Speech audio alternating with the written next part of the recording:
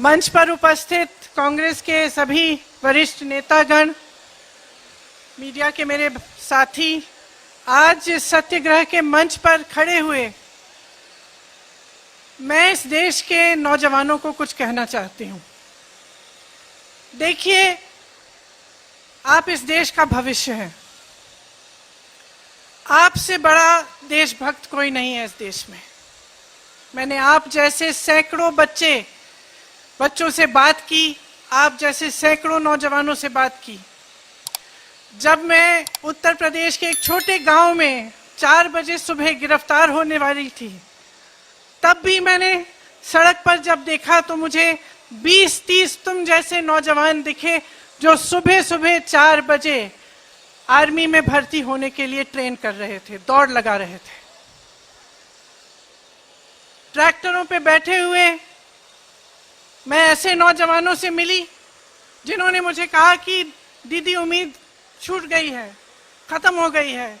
सालों से हम भर्ती का इंतजार कर रहे थे, अब हम गन्ना बेचने जा रहे हैं। मैं आपसे कहना चाहती हूं कि आपका दर्द हम समझते हैं, पूरा देश समझ रहा है, पूरा देश देख रहा है।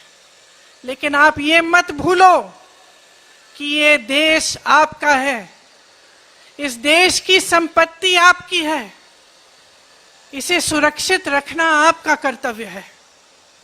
हम यहाँ सत्याग्रह पे बैठे हैं क्योंकि सत्याग्रह, सत्य की लड़ाई, अहिंसा द्वारा लड़ी गई, अहिंसा के जो मार्ग पर चलकर लड़ी गई, उस लड़ाई ने इस देश को आजाद किया।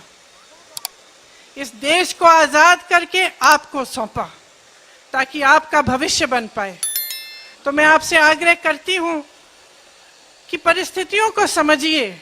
आपके आसपास क्या हो रहा है, सरकार कैसे चल रही है, देश में क्या हो रहा है, उसको गहराई से समझिए। जो किसान के आंदोलन थे, क्यों किए गए, किसान क्यों जागे, क्यों सड़क पर आए? क्योंकि वो समझे कि खून पसीना वो बहाएं, मेहनत वो करें, लेकिन उस मेहनत की कमाई किसी और को दी जा रही थी। ये सरकार उनके लिए नहीं चल रही थी। इसी तरह से मैं आपसे आग्रह करती हूं कि समझिए, ये सरकार आपके लिए नहीं चल रही है।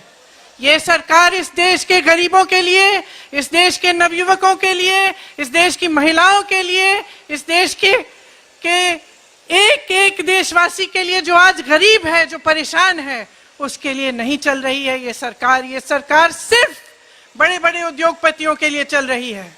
और ये जितनी भी स्कीमें हैं जो बार बार आप पे थोपी जाती हैं, ये सोच समझ के किया जा रहा है। ये बात सही नहीं है साथियों कि बगैर सोचे समझे किया जा रहा है। ये सोच समझ के इसलिए किया जा रहा है क्योंकि इस सरकार का सिर्फ एक मकसद है, सत्ता में रहना।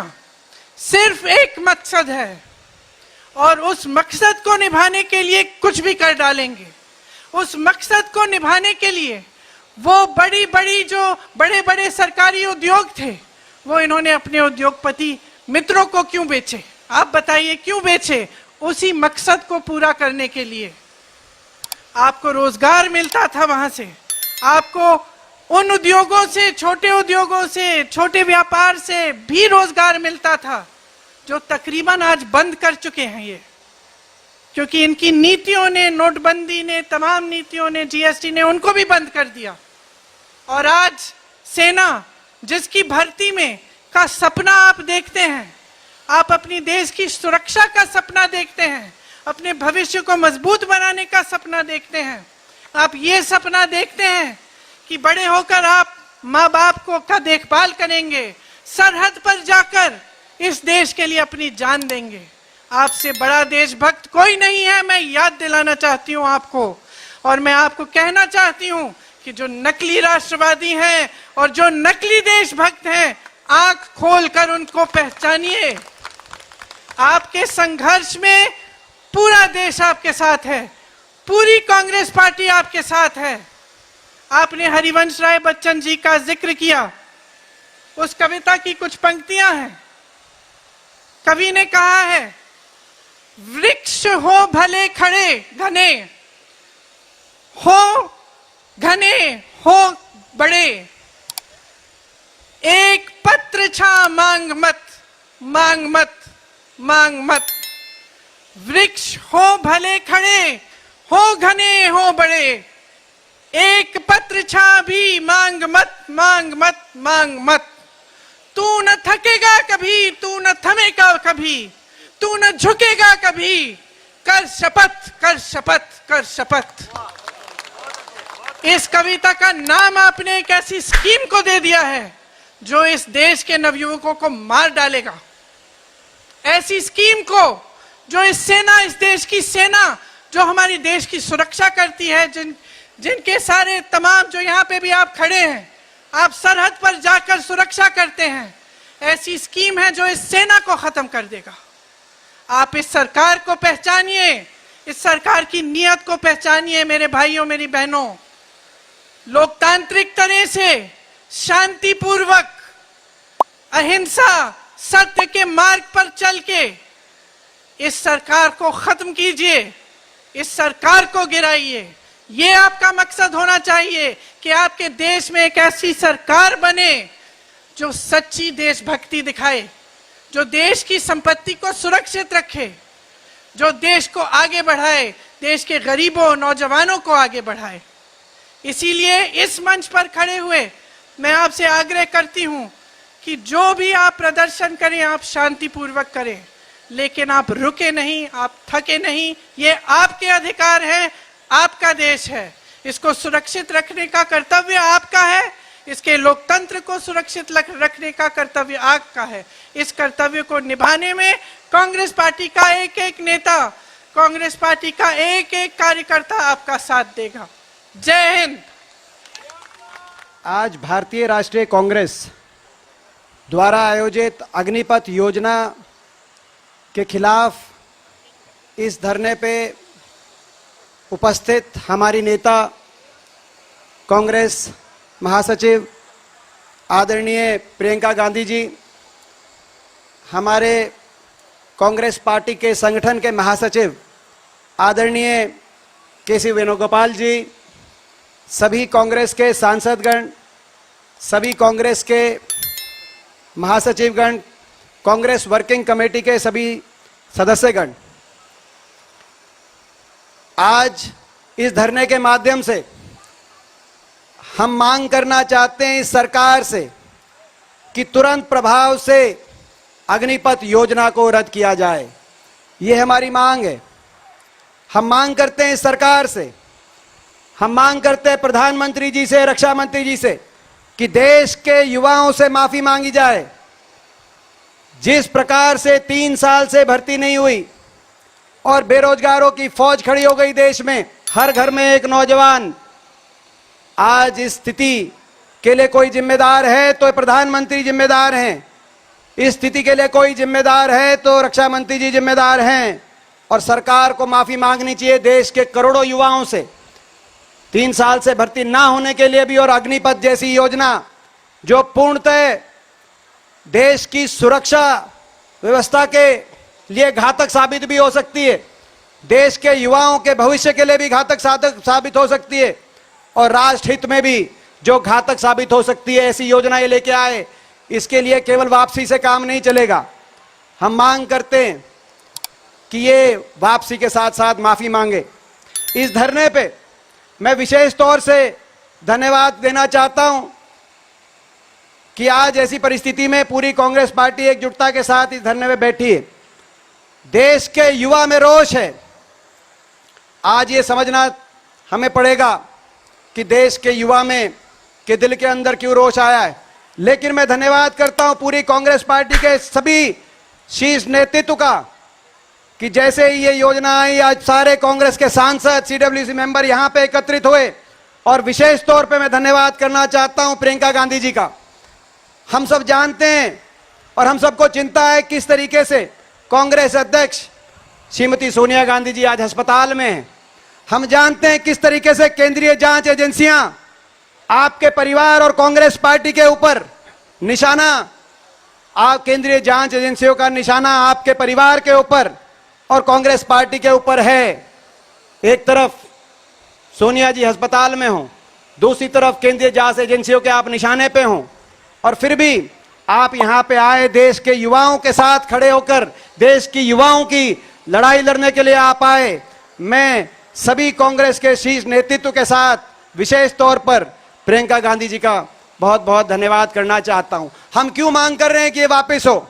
क्योंकि हमारा मानना ये योजना ना तो राष्ट्र सुरक्षा हित में, ना राष्ट्र हित में है, और ना ही देश के युवाओं के भविष्य के हित में है। जो देश चारों तरफ से दुश्मनों से घिरा हो, चीन और पाकिस्तान सरीखे दुश्मनों से, क्या जरूरत थी इस योजना की? और जिस देश की फौज की साख दुनिया में हो, मैं पूछना चाहता हूं प्रधानमंत्री जी से, आज दुनिया के अंदर अगर सबसे बेहतरीन फौज मानी गई है, दुनिया के अंदर अगर एक फौज का नाम है, शान है, पहचान है, तो हिंदुस्तान की फौज। उसमें क्या कमी आपको मिली? आपने क्या सोचा कि योजना लेके आप आए? 4 साल आपने कहा कि भाई 4 साल में छुट्टी कर देंगे। मैं बताना चाहता हूं इनको फौज की जानकारी नहीं, मैं हरियाणा प्रदेश से आता हूं। आज देश का हर 10वां सैनिक हरियाणा से है। कोई परिवार ऐसा नहीं हरियाणा में जिसने बलिदान ना दिया हो। जिस परिवार से देश की फौज में कोई ना हो, मैं इनकी जानकारी में लाना चाहता हूं। ये योजना केवल देश सुरक्षा के हित में ही नहीं, ये उन नौजवानों की भावना का भी अपमान है। जो नौजवान सुबह उठता है 3 और 4 बजे, मिडिल क्लास का नौजवान, गरीब का नौजवान, किसान का नौजवान, गांव का नौजवान जहां अच्छे स्कूल नहीं है, इंग्लिश मीडियम, वो सपना देखता है सुरक्षित रोजगार का सपना देखता है, देश के समर्पित भाव से देश के लिए कुछ करने का सपना देखता है। और उसके पास एक रास्ता मिलता है, एक रास्ता दिखता है कि फौज में जाऊंगा, फौजी बनूंगा। अग्निवीर बनने का सपना नहीं देखता, फौजी बनने का सपना देखता है। सुबह उठता है 3 और 4 बजे, ग्राउंड में जाता है, प्रैक्टिस करता है, शारीरिक रूप से अपने आप को तैयार करता है, क्योंकि क्षमता की कमी नहीं है हमारे गांव में, क्षमता की कमी नहीं है उस मिडिल क्लास में, उस किसान गरीब के बच्चे में। वो तैयारी करता है। आज आपने उसकी भावना का भी अपमान किया, बहुत बड़ा अपमान। आज आपने उसके भविष्य को असुरक्षित कैसे किया, मैं बताता हूं। पहला साल ट्रेनिंग में जाता है, किसी भी आप फौजी से पूछो, दूसरे तीसरे साल में वो अपनी रेजिमेंट के अंदर मिश्रित होता है, टैक्टिकल ट्रेनिंग बोलते हैं, रेजिमेंट के हिसाब से टैक्टिकल मिशंस में मेरा जाता है। तीसरे साल के बाद किसी भी फौजी से आप पूछो, संपूर्ण सैनिक, संपूर्ण फौजी देश को मिलता है। और यहां क्या होगा? तीसरे साल के बाद चौथे साल में वो सोचेगा आगे क्या करूंगा। आप लोगों ने प्रेस के साथी मौजूद हैं, मैं आपसे कहना चाहता हूं, आपने भी जर्नलिज्म किया होगा, ग्रेजुएशन करी होगी, किसने इंजीनियरिंग करी होगी, 3 और 4 साल का आपने भी ग्रेजुएशन का कोई कोर्स किया होगा। आखिरी साल आप ये सोचते होगे, सबको भविष्य की चिंता हो जाती है कि अगले साल क्या करेंगे। 3 साल में जब वो फौजी तैयार होगा, उसके बाद चौथे साल वो अपनी भविष्य को लेकर सुरक्षित महसूस करेगा। मैं कहना चाहता हूं प्रधानमंत्री जी से, जिस देश का सैनिक अपने भविष्य को लेकर असुरक्षित हो, उस देश की सुरक्षा के लिए वो किस मनोबल से अपनी आहुति देगा, ये आपने सोचने की आवश्यकता थी।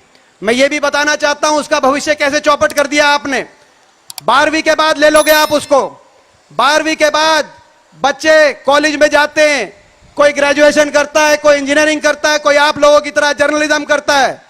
आपने 4 साल फौज में रख दिया, जो पढ़ाई के साल थे ना वो पूरा फौजी बन पाया, अग्निवीर पे छोड़ दिया, ना ही उसने कोई और स्ट्रीम पकड़ी। उसका भविष्य आज चौपट करने की ये योजना लेके आए और कह रहे हैं कि इजराइल में होता है। मैं सुन रहा था इनके भाषण, इजराइल में होता है। जब किसान कानून लेके आए थे तब कहते थे अमेरिका से लेके आए हैं, अमेरिका में ऐसे किसान कानून हैं। तब भी हमने एक बात कही थी इनको कि बीजेपी वालों, आप हिंदुस्तान की संस्कृति को नहीं मानते, हमारे संस्कारों को नहीं मानते, जिन मूल्यों पे इस देश की स्थापना हुई, जिन आदर्शों पे देश का स्वतंत्रता संग्राम लड़ा गया, आप उनको नहीं समझते, आप देश को नहीं समझते। आपको बाहर के बड़े बड़े तजुर्बे लेके आते हो देश में, जैसे नकलची बंदर कोई अमेरिका से ले आए, कोई इजराइल से लिया है। मैं बताना चाहता हूं 3 कृषि कानून भी इसीलिए फेल हुए कि अमेरिका के अंदर कॉर्पोरेटाइजेशन हो सकती है, लेकिन जिस देश की 50 और 60% आबादी कृषि पर आधारित हो, वहां कॉर्पोरेटाइजेशन नहीं हो सकती। और ऐसे इजराइल का जो उदाहरण दे रहे हैं, इजराइल एक ऐसा देश है जिस देश में 100% रोजगार है, एडवांस्ड इकोनॉमी है, जिस देश में कोई पहली प्रेफरेंस से आर्मी में जाना ही नहीं चाहता, अनिवार्य रूप से 4 साल की सर्विस करनी पड़ी। यह हिंदुस्तान की परिस्थिति अलग है। यहां हर गांव का, छोटे कस्बे का नौजवान अपने दिल में फौज में जाने का सपना लेकर सुबह 4 बजे मैदान में निकलता है। यहां की परिस्थिति और है। यहां इजराइल अमेरिका के आप नकलची बंदर हो सकते हो, लेकिन इजराइल अमेरिका के उदाहरण यहां नहीं चलेंगे। राजनीति आप करनी है, करो भाजपा वालों, हर चीज पे करो राजनीति, लेकिन देश की सुरक्षा, फौज और राष्ट्र हित में राजनीति नहीं, राष्ट्रनीति चलेगी। राजनीति मायने सर्वसम्मति से, क्योंकि ये देश की फौज सबकी फौज है। ये देश की फौज किसी पार्टी की फौज नहीं है। इस देश की फौज में सभी विचारधाराओं के लोग हैं, सभी राजनीतिक विचारधाराओं के लोग हैं, सभी धर्म के लोग हैं, सभी जाति के लोग हैं, सभी भाषा के लोग हैं, सभी भूषा के लोग हैं। सब मिलकर देश के लिए कुर्बानी देते हैं। आज आपने उस देश की फौज में के लिए पे भी राजनीति करने का, और राजनीति क्यों, किस तरीके से 2 करोड़ रोजगार का इनका जो वायदा फेल हो गया, उस 2 करोड़ रोजगार के वायदे से लोगों का ध्यान भटकाने के लिए 10 लाख का शगुफा छोड़ दिया, और 10 लाख का नकली 10 लाख के सपने दिखाने की बजाय आप असली 2 लाख, मैं अपनी बात समाप्त करते हुए बताना चाहता हूं, 2 लाख वैकेंसी हैं आज फौज में, 2 लाख असली रोजगार आप शुरू करें। मैंने प्रश्न पूछा था संसद में, जिसके जवाब में रक्षा मंत्री जी ने कहा था 28 मार्च इसी साल को, तब यह मुद्दा पूरे देश में आया। रक्षा मंत्री जी ने जवाब देते हुए कहा था 2 लाख रोजगार, और मैंने वहीं टोका था संसद में, भर्ती शुरू करो। मैं धन्यवाद करता हूं प्रियंका गांधी जी का। देश में अगर सबसे पहले भर्ती शुरू हो, यह अगर किसी ने चिट्ठी लिखकर और इस बात का आवाज उठाने का काम किया, जब 3 साल से देश का युवा अपने सपनों को टूटते देख के चिंतित था, उस समय प्रियंका गांधी जी ने चिट्ठी लिखी, उन्होंने अनुरोध किया, बार बार हमने इनको चेताया भर्ती शुरू करो, लेकिन इन्होंने हमारी ना मानी। और अभी भी मैं एक चेतावनी देके अपनी बात समाप्त करता हूं। जब किसान के ऊपर आपने 3 कृषि कानून लाए, हमने चेतावनी दी थी वापस ले लो। ये वे लोग हैं, ये पीछे हटने वाले नहीं हैं। ये वो लोग हैं जो दुश्मन की गोलियां, दुश्मन के गोलों के आगे भी पीछे नहीं हटते। आप वापस ले लो अपने कानून, एक ना एक दिन लेने पड़ेंगे। 700 किसानों की जान कुर्बान हो गई, 700 घरों के चिराग बुझ गए, उसके बाद आपको किसान कानून लेने पड़े वापस, देश से क्षमा याचना करनी पड़ी। आज भी हम चेतावनी देते हैं, ये वो देश है जहां कोने कोने में जय जवान जय किसान का नारा गूंजता है। ये वो देश है जहां आप युवाओं के, किसानों के सपनों को यूं नहीं तोड़ सकते, हम नहीं तोड़ने देंगे। विपक्ष हैं, हम विपक्ष की भूमिका निभाएंगे। आप वापस ले लो, आप ज्यादा इसमें विलंब ना करो। मैं सरकार से कहना चाहता हूं, इनको वापस आपको लेना पड़ेगा, और जब तक आप वापस नहीं लोगे, चट्टान की तरह पूरी कांग्रेस पार्टी, राहुल गांधी जी, प्रियंका गांधी जी के नेतृत्व में चट्टान की तरह देश के युवाओं के साथ ये लड़ाई लड़ेगी। आपको ये वापस लेना पड़ेगा, यही हमारा संकल्प है। धन्यवाद, जय हिंद। थैंक यू दीपेन भाई, जिनका नाम ही खुद एक पहचान है, ऐसे हमारे सांसद भाई इमरान प्रतापगढ़ी जी से मैं विनती करता हूं कि आइए और अपनी बात रखिए।